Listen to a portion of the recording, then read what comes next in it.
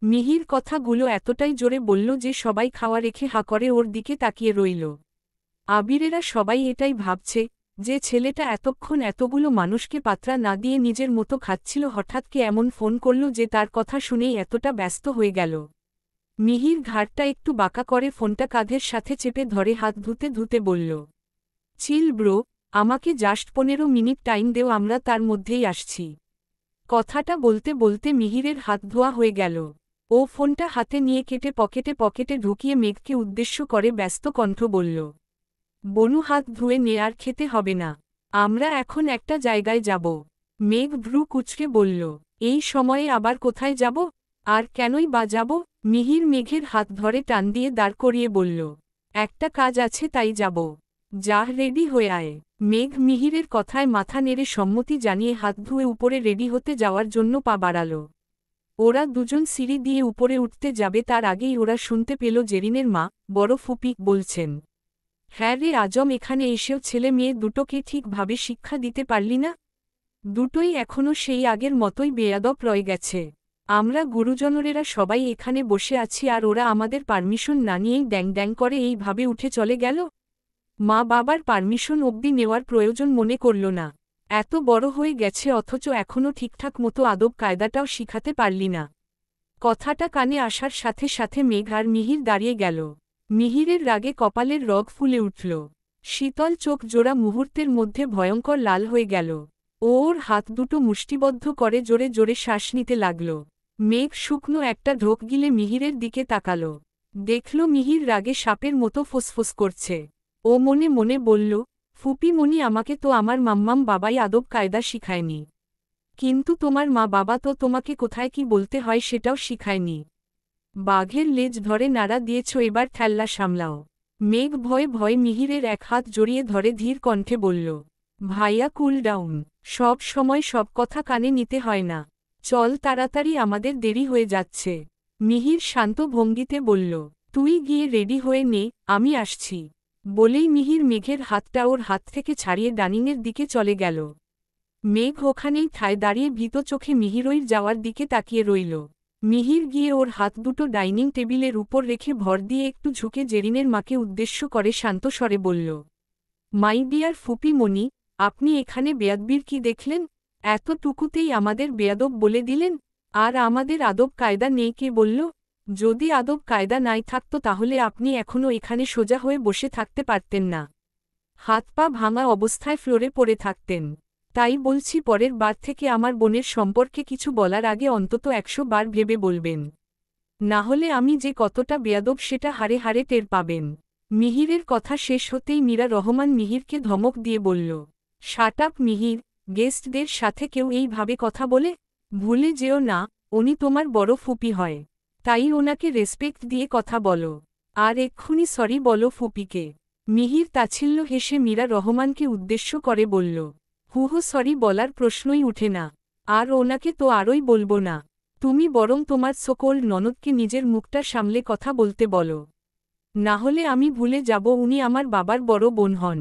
কথাটা বলেই মিহির আর কাউকে কিছু বলার সুযোগ না দিয়ে ওখান থেকে উপরে চলে গেল।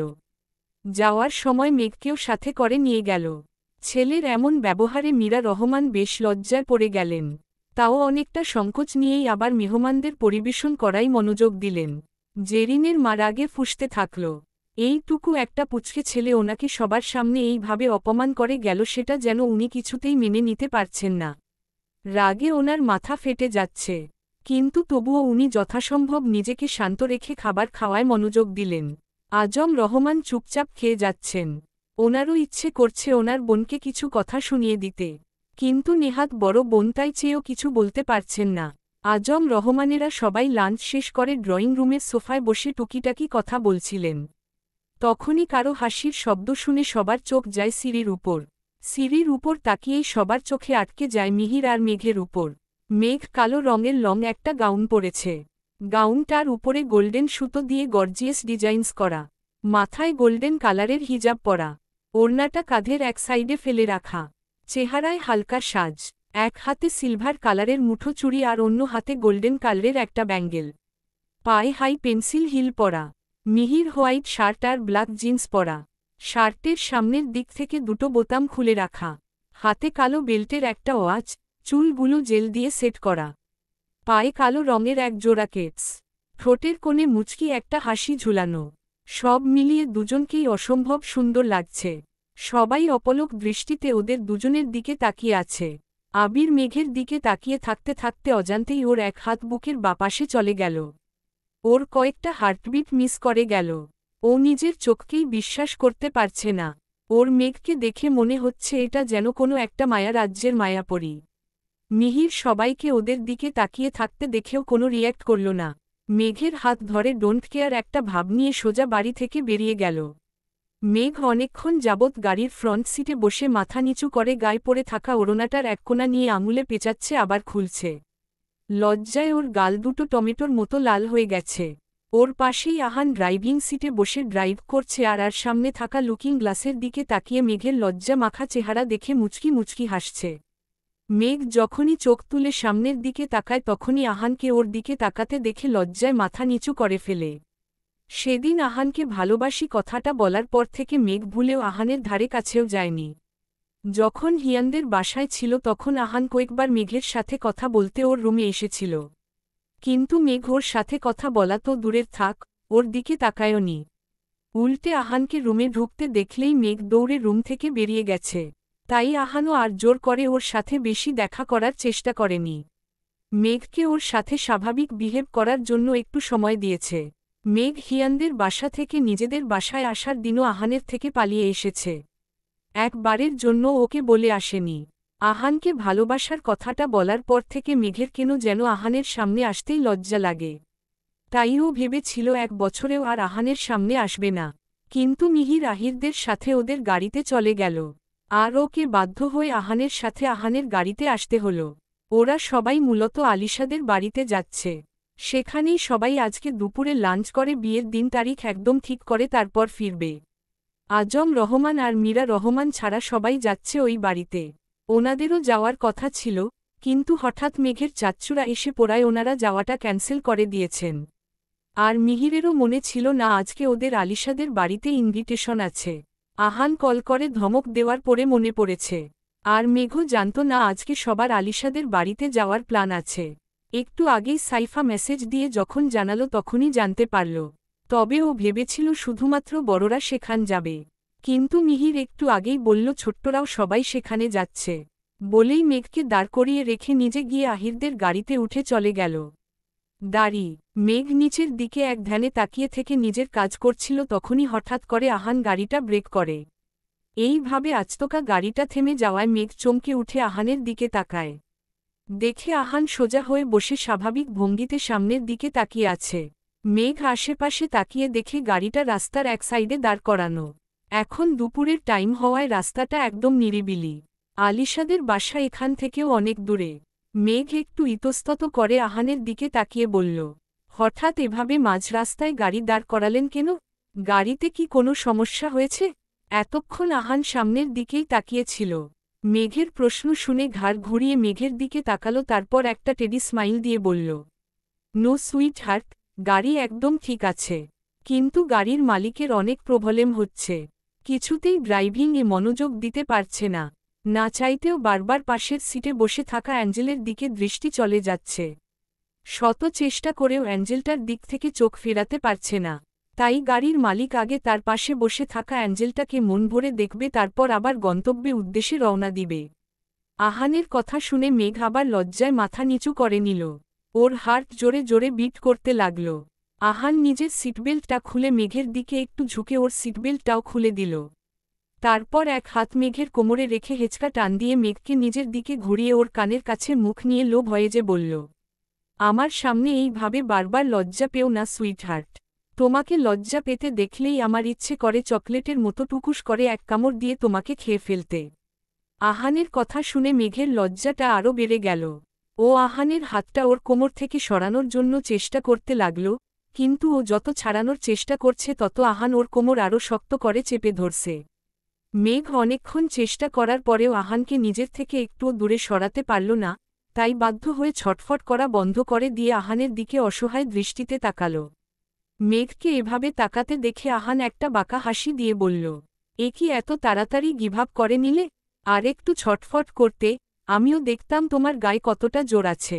মেঘ অসহায় কণ্ঠে বলল, আমাদের দেরি হয়ে যাচ্ছে, সবাই আমাদের জন্য চিন্তা করবে। তাড়াতাড়ি চলুন প্লিজ। আহান মেঘের দিকে আরেকটু ঝুঁকে ওর নাকের সাথে নিজের নাক ঘষে দিয়ে বলল, সব সময় আমার থেকে এত পালাই পালাই করো কেন মেঘপরি? তোমাকে কতবার বলবো আমি না চাইলে তুমি আমার থেকে কোথাও যেতে পারবে না। আর একবার যখন নিজের মুখে স্বীকার করেই ফেলেছ তুমি আমাকে ভালোবাসো, তখন তো তোমাকে দূরে যেতে দেওয়ার প্রশ্নই উঠে না। মেঘ চোখ খিচে বন্ধ করে রেখেছে। ওর ঠোঁট দুটো বারবার কেঁপে কেঁপে উঠছে, চোখের পাপড়িগুলো পিটপিট করছে। আহানের গরম নিঃশ্বাস মেঘের চোখে মুখে আছড়ে পড়ছে। ওর শরীর মৃদু কাঁপছে, ভয়ে লজ্জার অস্বস্তির সংমিশ্রণ একটা অনুভূতি কাজ করছে ওর মধ্যে। আহান ঘোর লাগা দৃষ্টিতে তাকিয়ে আছে মেঘের দিকে। ওর মেঘকে দেখে মারাত্মক নেশা লেগে যাচ্ছে, এমন ভয়ঙ্কর নেশা যেটা হয়তো যে কোনো অ্যালকোহলের কাছেও হার মেনে যাবে। মেঘের কম্পিত ঠোঁট জোড়া বারবার ওকে বেসামাল করে দিচ্ছে। পিটপিট করা চোখের ঘন পাপড়িগুলো বাধ্য করছে সমস্ত সীমা অতিক্রম করতে। আহান আবেশে দুচোখ বন্ধ করে ধীরে ধীরে মেঘের দিকে এগিয়ে গিয়ে ওর দুচোখে পাপড়িতে আস্তে করে ঠোঁট ছোঁয়াল। আহানের ছোঁয়ায় মেঘের শরীর মৃদু কেঁপে উঠল, শিরোদাঁড়া দিয়ে শীতল স্রোত বয়ে গেল। হৃদস্পন্দনের গতি আরও 4 গুণ বেড়ে গেল। মনের মাঝে অদ্ভুত ভালোলাগার অনুভূতি কাজ করতে লাগল। আহান একে একে মেঘের দুগালে, কপালে ঠোঁট ছোঁয়াল। তারপর মেঘের কোমরে চাপ দিয়ে মেঘকে আরেকটু নিজের কাছে টেনে এনে ওর ঠোঁটে ঠোঁট মিলিয়ে দিল। আহানের এমন কাণ্ডে প্রথমে মেঘ কিছুক্ষণ ফিসড হয়ে বসে থাকলেও পরে নিজেও আহানের সাথে রেসপন্স করতে লাগল। কিছুক্ষণ পর আহান আস্তে আস্তে মেঘের ঠোঁট দিয়ে ওর কপালে গভীরভাবে একটা চুমু গেল। তারপর মেঘের কপালের সাথে নিজের কপাল ঠেকিয়ে নেশাতুর কণ্ঠে বলল, মাঝে মাঝে আমার ইচ্ছে করে সম্পূর্ণভাবে তোমার অস্তিত্বে মিশে যেতে, সব বাধার অবজ্ঞা করে তোমাকে পুরোটা নিজের করে নিতে। কিন্তু আমি নিজের ইচ্ছেটাকে দমিয়ে রাখি, কারণ আমি চাই না আমার জন্য আমার মেঘপরীর চড়িয়ে কোনো দাগ লাগুক। লোকে আমার মেঘপরীর নামে উল্টাপাল্টা কথা বলার সুযোগ পেয়ে যাক। আমি সেই দিনই নিজেকে তোমার অস্তিত্বে বিলীন করব যেদিন তুমি আমার বেটার হাফ হয়ে আমার কাছে আসবে। সেদিন তুমি হাজার চেষ্টা করেও নিজেকে আমার কাছ থেকে দূরে রাখতে পারবে না। আর না আমি তোমাকে নিজের করার জন্য কোনো অনুমতি চাইব। মেঘ ওর জামার 2 পাশ শক্ত করে খামচে ধরে জোরে জোরে শ্বাস নিচ্ছে। আহানের বলা প্রত্যেকটা শব্দ ওর হৃদয় কম্পন সৃষ্টি করছে। আহানের কথা শুনে মেঘের মনে যেমন ভালোলাগার একটা অনুভূতি কাজ করছে, তেমনি আহানের প্রতি সম্মানটাও বাড়িয়ে দিয়েছে। এই লোকটা বারবার সুযোগ পেয়েও কখনো ওকে অসম্মান করার চেষ্টা করেনি, ওর দুর্বলতার কখনো সুযোগ নেয়নি। এসব ভেবে মেঘ মুচকি হাসল। আহানকে অপছন্দ করতে করতে কখন যে নিজের অজান্তেই ওকে ভালোবেসে ফেলেছে, মেঘ সেটা নিজেও জানে না। শুধু জানে ও আহানের প্রতি এতটাই ফুটবল যে আহানকে ছাড়া বেঁচে থাকার কথা স্বপ্নেও ভাবতে পারে না। হঠাৎ আহানের ফোন বেজে ওঠায়, ফোনের শব্দে দুজন একে অপরকে ছেড়ে দূরে সরে গেল। এতক্ষণ কি হয়েছে সেটা ভেবেই মেঘ লজ্জায় নিজেকে গুটিয়ে নিল। এই মুহূর্তে আহানের দিকে তাকানোর সাহস ওর নেই, তাই নিজেকে লজ্জার হাত থেকে বাঁচতে জানালা দিয়ে বাইরের দিকে দৃষ্টি নিক্ষেপ করল। আহান মেঘকে এভাবে লজ্জা পেতে দেখে ঠোঁট চেপে হাসল।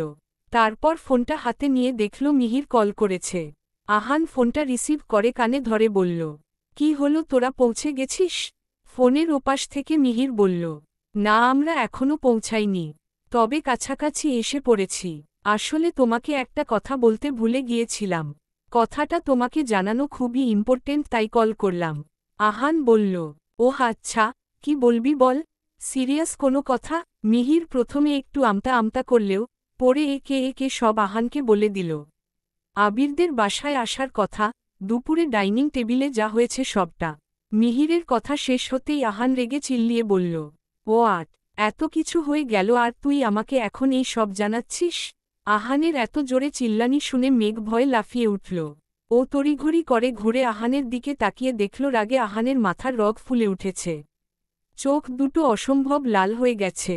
মেঘ এতক্ষণ মিহিরের বলা কথাগুলো শুনতে না পেলেও এই মুহূর্তে আহানের অবস্থা দেখে ভালোই আন্দাজ করতে পারছে আহান কেন এতটা রেগে গেছে। মিহির ওপাশ থেকে মিনমিনে গলায় বলল, আমি এসবের কিছুই জানতাম না ব্রো। আজকে নামাজ পড়ে এসে দেখি পুরো গোষ্ঠী শুদ্ধ সবাই আমাদের ড্রয়িং রুমে বসে আছে। রেগে কিছু বলতে যাব তার আগেই মা এসে জানালো মেঘ অসুস্থ, সেই জন্য ওরা সবাই মেঘকে দেখতে এসেছে। আর জেরিন নাকি ওই দিনের ঘটনাটার জন্য বাবার কাছে কল করে ক্ষমা চেয়েছে। অনেক কান্নাকাটি করেছে, তাই বাবা ওকে মাফ করে দিয়েছে। আর ওরা নাকি আমাদের বাড়িতেই থাকবে কয়েকদিন। এর মধ্যে যদি আমি ওদের কিছু বলি তাহলে নাকি মা ভুলে যাবে আমি ওনার ছেলে হই। এইটুকু শোনার সাথে সাথে আহান ফোনটা কেটে দিল। রাগে ওর মাথা ফেটে যাচ্ছে। ও ঘাড় ঘুরিয়ে একবার মেঘের দিকে তাকাল। মেঘের দিকে তাকানোর সাথে সাথে মেঘ ভয়ে আঁতকে উঠল। এই মুহূর্তে আহানকে দেখতে একদম হিংস্র পশুর মতো লাগছে। মেঘকে ভয় পেতে দেখে আহান গাড়ির দরজা খুলে বাইরে বেরিয়ে গিয়ে ঠাস করে দরজাটা লাগিয়ে দিল। দরজা লাগানোর শব্দে মেঘ কেঁপে উঠল। আহান গাড়ির যে পাশ থেকে নেমেছে মেঘ সেই পাশের জানালা দিয়ে বাইরে দৃষ্টি নিক্ষেপ করল। দেখল আহান রাগে চোটে জোরে জোরে গাড়ির কাচের সাথে হাত দিয়ে পাঞ্চ করছে। আহানকে এই রকম করতে দেখে মেঘের কলিজা কেঁপে উঠল। কারণ আরেকটু সময় এই রকম জোরে জোরে পাঞ্চ করতে থাকলে গাড়ির কাচ ভেঙে আহানের হাতে ঢুকে যাবে। মেঘ দ্রুত গাড়ির দরজা খুলে দৌড়ে আহানের কাছে গেল। তারপর আহানের হাত ধরে শক্ত করে ধরে ওকে থামানোর চেষ্টা করতে লাগল। কিন্তু আহান থামার বদলে আরও জোরে জোরে পাঞ্চ করতে লাগল। মেঘ অসহায় কণ্ঠে বলল, কি করছেন টাকি? নিজেকে কেন এভাবে হার্ট করছেন? আহান রাগে ফুঁসতে ফুঁসতে বলল, মেঘ প্লিজ যাও এখন থেকে, রেগে গেলে আমার মাথা ঠিক থাকে না। কখন ভুলে তোমাকেও হার্ট করে ফেলব নিজেও জানি না। তাই প্লিজ তুমি গাড়িতে গিয়ে বসো। হুমুম যাচ্ছি, আপনিও আমার সাথে চলুন। দেখুন এইভাবে নিজেকে হার্ট করবেন না প্লিজ। আহান দাঁতে দাঁত চেপে বলল, আমাকে নিয়ে কাউকে ভাবতে হবে না। তোমাকে যেতে বলেছি, তুমি যাও এখান থেকে। দেখুন এটা পাবলিক প্লেস, এখানে এই রকম করলে লোকে আপনাকেই পাগল বলবে। প্লিজ গাড়িতে উঠুন। মেঘের কথাটা শেষ হতেই আহান রেগে মেঘকে গাড়ির সাথে চেপে ধরে বলল, কে কি বলল তাতে আমার কিচ্ছু আসে যায় না। আর এই রকম শুনশান রাস্তায় লোক পেলে কোথায় তুমি? মেঘ একটা শুকনো ঢোক গিলে বলল, না মানে কেউ যদি এসে পড়ে তাহলে আপনাকে এই রকম করতে দেখে হাসবে। আহান ধমক দিয়ে বলল, হাসুক, হু কেয়ার্স? তোমাকে এত ভাবতে কে বলেছে? আমাকে নিয়ে কেউ ভাবে না, আর কাউকে ভাবতেও হবে না। মেঘ আহানের কথায় স্পষ্ট অভিমানের ছাপ খুঁজে পাচ্ছে। এই মুহূর্তে ও আহানকে ভয় পেলেও মনে সাহস জুগিয়ে কাঁপা কাঁপা কণ্ঠে জিজ্ঞেস করল, সামান্য একটা কারণে আপনি এতটা রেগে যাচ্ছেন কেন? এটা তো একদিন হওয়ারই ছিল। বাবাই কখনো ওদের উপর সারা জীবন রেগে থাকতে পারতেন না। একদিন না একদিন ওদের এমনিতেই ক্ষমা করে দিতেন। তাহলে এটা নিয়ে এত রিয়্যাক্ট করার কি আছে? মেঘের কথা শুনে আহান আরও রেগে গেল। ও মেঘকে আরও শক্ত করে গাড়ির সাথে চেপে ধরে বলল, কোনটা তোমার কাছে সামান্য কারণ মনে হচ্ছে? ওরা তোমার মাকে এতগুলো বছর দিনের পর দিন অপমান করেছে সেইটা? নাকি তোমার বোন তোমাকে পুরো বিয়ে বাড়ি ভর্তি লোকের সামনে ক্যারেক্টারলেস বানিয়েছে সেইটা? নাকি আবির তোমাকে সবার সামনে চর মেরেছে সেইটা? I am sorry to say, এইগুলো তোমার কাছে সামান্য কারণ হলেও আমার কাছে নয়। ওদের কিছুতেই আমি তোমার চারপাশে থাকতে দিব না। বিশেষ করে ওই আবিরকে, ও তোমার আশেপাশে কিছুতেই থাকতে পারবে না। যদি ভুলে ও তোমার সাথে কথা বলতে গিয়েছে তাহলে ওর আমি কি অবস্থা করব সেটা আমি নিজেও জানি না। আহানের কথা শুনে মেঘ ভয়ে শুকনো ঢোক গিলল। আবির যদি ভুলে ওর সাথে কথা বলতে আসে তাহলে যে কত বড় একটা অনর্থ হবে সেটা ভেবে মেঘের এখনই ভয়ে হাত পা ঠান্ডা হয়ে আসছে। আহান রাগ আর অভিমান মিশ্রিত কণ্ঠে আবারও বলল, ওরা সবাই এত বড় অন্যায় করার পরেও তোমার বাবা ওদের সবাইকে ক্ষমা করে দিতে পারে। সবার প্রতি ওনার দয়া হয়, শুধু আমার প্রতিই ওনার দয়া হয় না। তুমি জানো, 4 বছর আগে আমি ওনার পায়ে ধরেছিলাম। ওনার থেকে তোমাকে ভিক্ষা চেয়েছিলাম। শুধু চেয়েছিলাম আমি লন্ডনে যাওয়ার আগে উনি যেন আমাদের এঙ্গেজমেন্টটা করিয়ে রাখেন। কতবার অনুরোধ করেছি কিন্তু উনি আমার অনুরোধটা রাখেনি। উনি বলেছেন তুমি সবেমায় এত বড় একটা শোকত থেকে বের হয়েছ, এখন উনি আর তোমার উপরে কোনো মানসিক চাপ দিতে চান না। আমি ওনাকে এটাও বলেছিলাম, দরকার হলে আমি তোমারও পা ধরে তোমার থেকে আমার ভালোবাসা ভিক্ষা চাইব। কিন্তু আমার মা বাবা আর তোমার মা বাবা সবাই মিলে সাফ সাফ জানিয়ে দিয়েছে যাতে আমি এই বিষয়ে তোমার সাথে কোনো কথা না বলি। যদি আমি 4 বছর তোমার জন্য অপেক্ষা করতে পারি তাহলেই ওনারা তোমার সাথে আমার বিয়ে দিবে। আবিরকে বিশ্বাস করে ওনারা একবার যে ভুল করেছে সেই ভুল নাকি ওনারা আর দ্বিতীয় বার করতে চান না। মিহির, আহির, অভি, হিয়ান, রিয়ান ওরা সবাই মিলে তোমার বাবা মাকে বুঝিয়েছিল শুধুমাত্র এঙ্গেজমেন্টটা করে রাখার জন্য, তাও ওনাদের মন একটুও গলেনি। ওনারা ওনাদের কথায় অটুট ছিলেন। আর ওনাদের সাথে আমার বাবা মাও তাল মিলিয়েছিলেন। আহানের কথা শুনে মেঘ হতবম্ব হয়ে গেছে। আহান ওকে 4 বছর আগে থেকে ভালোবাসে? শুধুমাই ওর সাথে এজোগেজমেন্ট করার জন্য ওর বাবার পায়ে ধরেছে, অনুরোধ করেছে, আর এত কিছু হয়ে গেছে তাও ও কিচ্ছু জানতে পারল না। সবাই সবটা জেনেও ওকে কিছুই বলল না। আহান হঠাৎ করেই মেঘকে শক্ত করে জড়িয়ে ধরে ওর ঘাড়ে মুখ গুজে বলল, জানো, আমি পাগলের মতো হয়ে গিয়েছিলাম। তোমাকে ছাড়া এতটা দূরে কিভাবে থাকব সেটা ভাবলেই আমার দম আটকে আসত। ভেবেছিলাম তোমাকে খুঁজে পেয়েও আবার হারিয়ে ফেলব। তোমাকে ছেড়ে চলে যাওয়ার দিন কতটা কষ্ট হয়েছে বলে বোঝাতে পারবো না। আমার কষ্টগুলো আমি সবাইকে বলেও বোঝাতে পারিনি। আমাকে তিলে তিলে শেষ হয়ে যেতে দেখে ওদের আমার উপর একটুও মায়া হয়নি। এই 4টা বছর আমি কতটা যন্ত্রণায় ছিলাম সেটা শুধুমাত্র আমি জানি। ওরা সবাই শুধুমাত্র মুখেই বলে আমাকে ওরা ভালোবাসে, আসলে ওরা কেউ আমাকে ভালোবাসে না। ভুলটা আবির করেছিল আর সবাই মিলে শাস্তি আমাকে দিয়েছে।